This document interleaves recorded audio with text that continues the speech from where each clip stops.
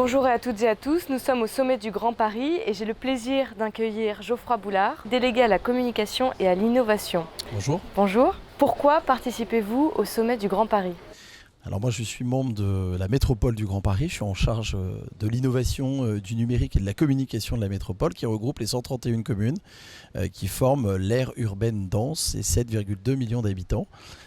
Et donc ce sommet du Grand Paris, c'est un moment incontournable de l'année parce que ça nous permet de montrer que le Grand Paris il avance, que les maires se mettent d'accord pour développer des politiques pour une métropole au service des habitants toujours plus solidaire, mais aussi plus attractive, plus résiliente et qui intègre les enjeux de transition énergétique et écologique. Le fil rouge de cette journée est « Quel Grand Paris voulez-vous ?» Je vous retourne la question. Et vous, quel Grand Paris voulez-vous ?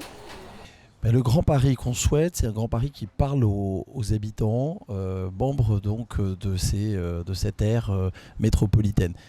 Ça parle concrètement sur les enjeux du quotidien, qui améliorent leur quotidien en matière de mobilité, en matière d'air et donc de lutte contre les différentes pollutions qui ne sont pas uniquement celles de l'air et qui permettent de se projeter un avenir sur une aire très densément peuplée qui représente 25% du PIB français.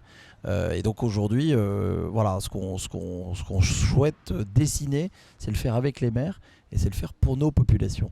Parce qu'on est plus fort à plusieurs que tout seul replié sur son territoire, tout en laissant l'autonomie et l'indépendance sur un certain nombre de politiques.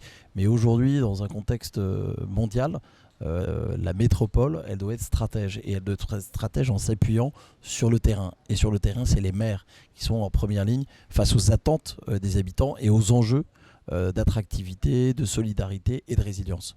Vous intervenez sur la thématique « Ce tiers-lieu, nouvel Eldorado du Grand Paris ». Quelle est votre idée principale pour prendre à bras le corps ce défi ? Alors les tiers-lieux, ce sont des lieux d'appui à l'innovation. Et dans la métropole du Grand Paris, on a fait une étude avec l'APUR, on en a recensé des centaines et des centaines sous des formes très différentes.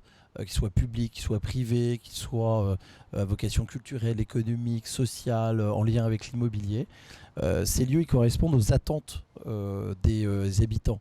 On va avoir le Grand Paris Express qui va enfin avoir le jour un jour. Eh bien, il faut anticiper. Et ça, c'est le rôle de la métropole de dire mais aménageons ces quartiers de gare, intégrons des tiers-lieux pour concilier développement personnel et développement professionnel. Avec le développement du télétravail, on aura besoin de ces lieux dans ces nouvelles villes, dans ces nouveaux quartiers. Les tiers-lieux, c'est une politique qu'on cherche à développer. D'ailleurs, notre conseil de développement à la métropole, qui regroupe la société civile, des acteurs engagés, a recommandé à la métropole de développer et de soutenir le développement des tiers-lieux sur tout le territoire métropolitain dans un souci de rééquilibrage territorial cher au président Ollier.